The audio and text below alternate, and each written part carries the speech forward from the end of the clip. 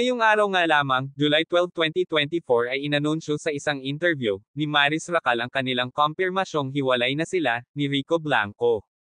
Ang dalawa ay nagtagal ng halos 3 taon matapos kumpirmahing sila na noong 2021. Sa career. So, mas priority mo pa rin yung career. Pero do you see yourself ending with Rico?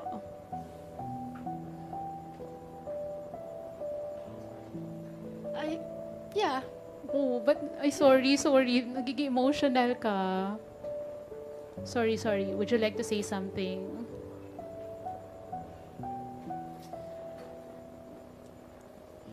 Can we request for tissue paper, please? Yes. Thank you. Yes, I will get it from here. Okay. Maurice, have some. There.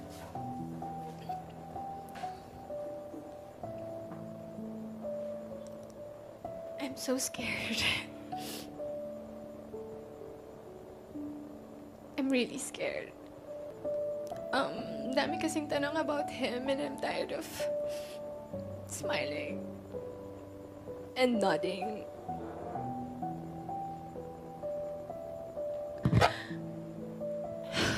I'm so scared because if I announce it, then it's real.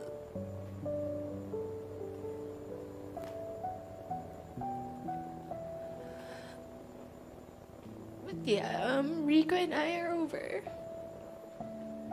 So sorry, Maris.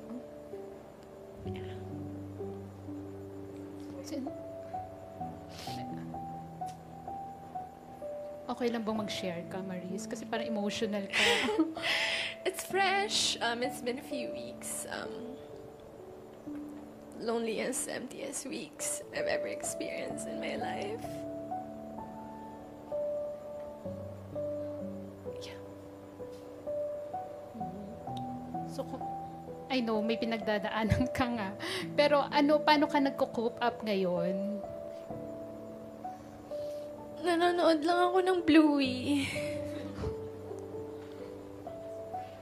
Ayun lang. Well, walang nagtanong, but, nangyari? Oo. Well, wala akong short answer for it.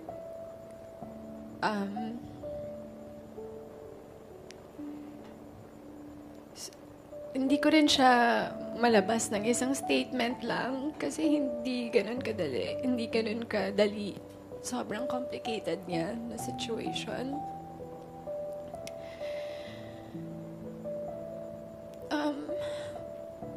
Rico and I,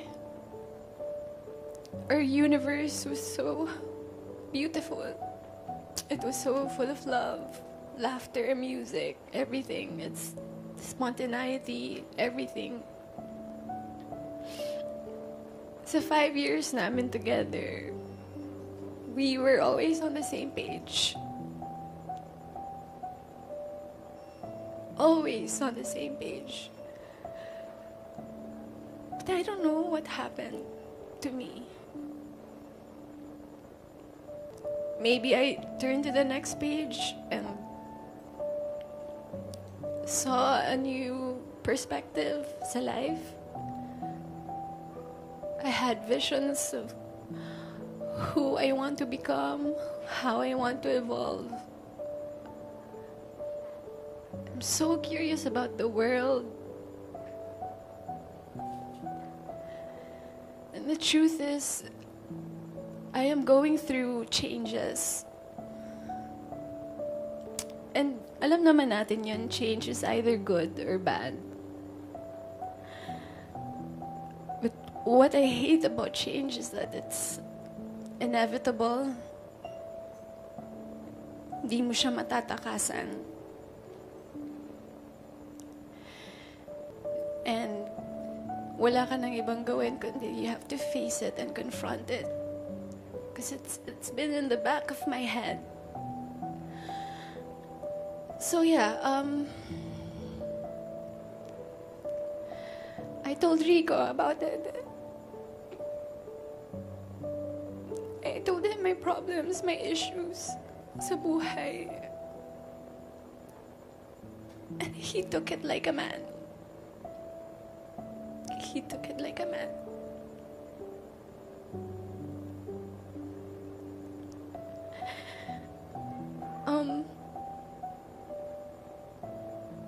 It was a very difficult talk because I love him so much. I love him and he loves me, but I have so many questions about my life and how will I go on sa buhay with him when I have so many questions about me, my sense of self. It was so difficult. But it was a very polite separation. Up to the very end of our relationship, it was still full of love, full of understanding. And Rico is one of a kind.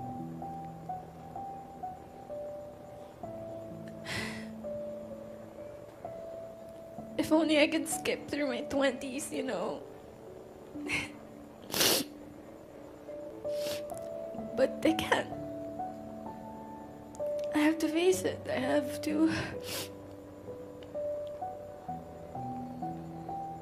sit with my feelings and acknowledge my changes. Ayun lang. Ako, sorry to hear that, Marie.